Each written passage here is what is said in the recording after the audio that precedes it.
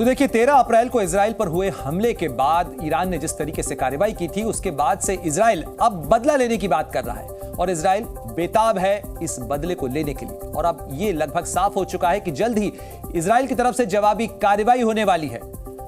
इस मामले को लेकर अमेरिका समेत कई पश्चिमी देश इजराइल को रोकने की कवायद में भी लगे हुए हैं। वहीं बेंजामिन नेतन्याहू, जो कि इजराइल के प्रधानमंत्री हैं, साफ कर चुके हैं कि इजराइल किसी भी दबाव के आगे झुकने वाला नहीं है। वहीं अपनी वॉर कैबिनेट की बैठक में नेतन्याहू ने यह बात भी दोहराई। इसके अलावा इजराइल लगातार हमले भी कर रहा है।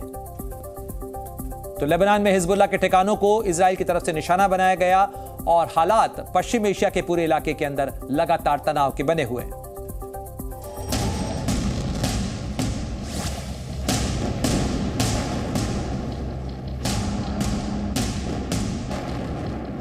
इजराइल ईरान से हिसाब चुकता करना चाहता है, उसके हमले का मुंहतोड़ जवाब देना चाहता है।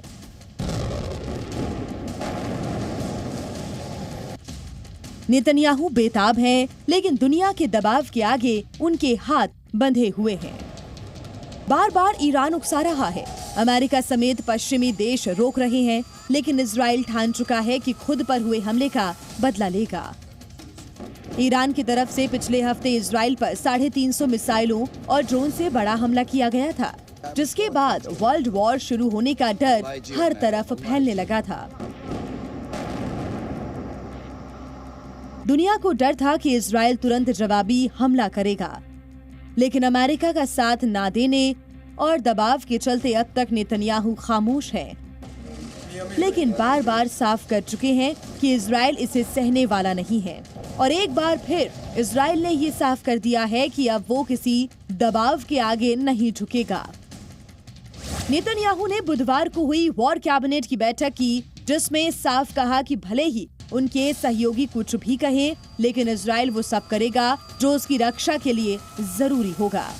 ईरान के इजराइल पर बड़े हमले के बाद ब्रिटेन के विदेश मंत्री डेविड कैमरून और जर्मनी की विदेश मंत्री एनालेना बेयरबॉक पहली बार तेल अवीव पहुंचे थे।